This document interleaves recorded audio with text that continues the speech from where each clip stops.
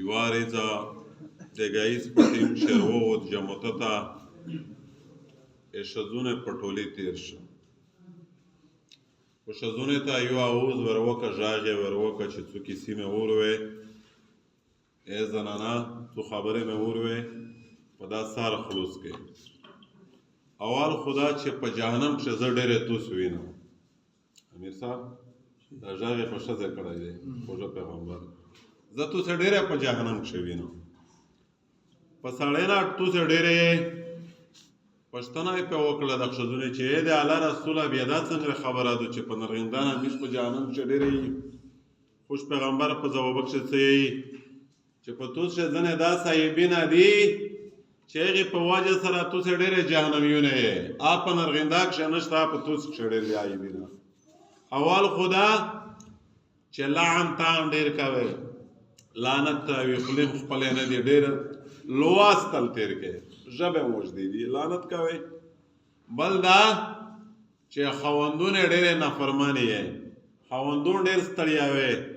هغه درنه تانګ دی او بله دا چې په ځاني غیره کېږې ما توسې عقلي نه ښه ډېر نیمګړی دی دین هم ښه ډېر نیمګړی دی او بل یو غټه خبره دا ده چې کښلې کښلې شورون سړي هم کله کله وشووي تام سړی وي په پور سړی وي اخلاق خو زون لره خبره ده په زړه دې نه لګي چې دا سړی داسې بېزا بېزا کور کو چې په خبر کښې بیا توسې زنانه دی لوسه هغه په سینده کښې وي بهرحال دا د حدیث مفهوم وای همیش حدیث ټکي به ټکي نه وي کله کله کمیل ښه وشي بیا همیش پې ګناهګور وي همیش یې مفهوم بیانوي په دې کښې وجه دا بیان کړی دو په حدیث کښې چې عقل ویلې کام دی ښځینه عقل کام دی یوه دوې ښځې یو سړی په عقل کښې برابر دی شریعت کښې ګواهي ځکه د دوې ښځونې یو سړي برابر ده ټیک شوه که چېرې دوه سړي په ګواهي کښې نه وي بیا د یو سړی دوې ښځې شي ځکه دا دوې ښځې یوه سړي سره د عقل په وجه سره برابرې ګڼي فواګه قرآن یې دغې ذکر کړی دی اذا نسیت احداهما فتذکر احداهما الاخرى توس نه کیسه ښځونې زر کې ویریږي او بله خبره ده چې دین هم کمزوری دی ښځینه ویلې دین کمزوری دی په میاشتې ښځه ته یوه بیماري لګېږي هغه سړي ته نه لګي لمینځ پرېږدي چا ښځې وورځي وي چا اوته وي چا لس وي ښځه ته نفاس بیماري درېمي الغدیزې ژوي کله ورشل شپې میاشت دېرش څلوېښت شپې نو دا ښځونې دین کمزوری نه شه سړي ته نفاس نه درېمي نو په دا وجه سره یې ښځونې دین هم کمزوری دی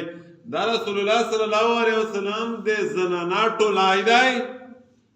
پې تېرېږي خبره مخامخ ورته کوي چې په توس کښې دا د عیبینه شته دی یوه خبره په دا کې دوی کښې روغلله په دا حدیث په دا میان کښې چې توسې لعنت ډېر کوي لعنت یې معنا دا ده چې ته دا د خدای د رحمت نه لرې وې لعنت فقها تر دا پوره لیکلي دي چې دا جمله جایزه نه ده چې مسلمان سړی په خوله دا ټکی وبوسي چې په پلونکي دا لعنت وي په زوت ته لعنت وي په پلور نیکه دی دا ټکی حروم دی حدیث صریح مخالفت دی تر دې پوره فقها لیکلي دي چې کافر وي په نومې وخلې چې پلونکی کافر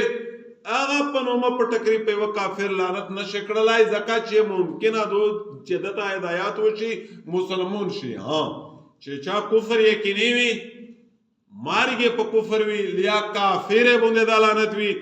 حدیث صفا الفاظ یا ته ذکر شوي دي داسې خو ویلی شي چې په کفر دا لعنت وي لیا دا په کافرونه لعنت وي خو په نومه په ټکري د یوه کافر نوم وخستله په لعنت کښې جایز نه دي میشتو څه ورته یي چې په پلور یې دا لعنت وي یاره لعنت شته ده همیشتوس نه ده چې لخ لعنت ورته یي په پښتو کښې که څه ورته یي اصل شاه دا ټکی دی حدیث پرو سره دا جمله رسول الله صلی الله علیه وسلم صریح حدیث مخالفت دی یوه بله خبره دا خوش پیغمبر همیشه زناناوې ته روایت شیردرېمي چې په دې کښې نور هر څه داسې عیبینه دي چې روزي کېږي نه روایت حدیث الفاظ دا سره درېمي چې ښځه ډېره شا وسوتې خو دو کله په لږ کې کیسه والا ګره شی بیا وایي چې و په پیز وړه په دا ګرلاڅک شه خو مې چیرې شاشپاریز ونه لیدله زه چې دا کور ته راغلی یم مشاریز ونه لیدله الفاظ دا دي د روایت سیم ټو سیم برابر تحکیم واښه خوږه پیغمبر فرمیلی دي 1415 کلا د مخه او نن په ګرلاڅي شه دا حال دی او په خدای مې ولې وتلی چې دا ستو که نه چې زه خو ډېر اشنا وشو زه کله کله چې داره کې بوچ پې روشي یې چې یاره ویشه نه شوه ښه امر مې ونه دی و بېړۍ دی وموړه واړي بادشاهي دي اولې وارګر دی یو یې دی اریړنوکې غویي واخو تېر دی دا نن ورځې خبره نه ده چې میشتو ستر پېښه ده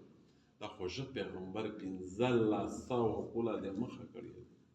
او څه یې دا تبلیغ ولا چې دا کېدای شي چې دا غار د هغه ځای نه وشویږي چې دوله پوسته لوړ شي خو دا نشي کېدلی چې د پیغمبر خبره دروغجنې شي پیغمبر 1415 کله هغې ښځونې په باره کښې دغه پیشنګویي کړې دو او میشتو سته نن خپل غارې کښې پیشاب دو دا نه وي جامه نه دو دا د خوږه رسول الله د خولي پوته شوي الفاظ دي خو بیا هم په د آخر شعر حدیث شریف شردرېمي چې دغې ښځینه مثال د ګرې پښتې دی دا چې سیخاوې بیو در موتیږي نه نه وی چې لږ کاژوله یې برداشت کوې چې وخت تېرې شاوشي چې بیا خامخا سیخاوې دا بیا د پښتې بیا در موتیږي فقها یې چې متولې څه معنا دو چې لیاوې ویژنې لیاوې تعلقاوې بیا ورسره چوټي کوې پانه دا ښه دو چې په ګزاره وخت تېرې وشي سبحانک اللهم وبحمدک